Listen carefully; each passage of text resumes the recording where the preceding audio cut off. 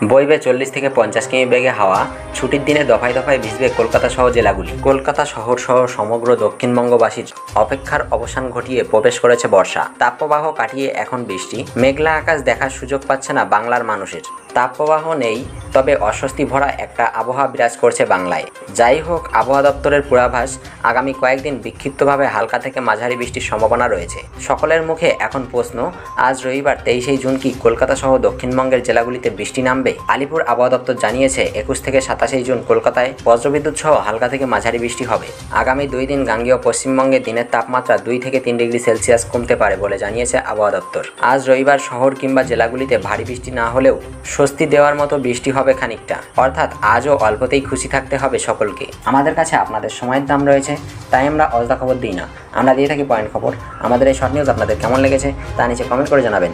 ভিডিওটি ভালো লাগলে অবশ্যই একটি লাইক এবং সাবস্ক্রাইব করবেন।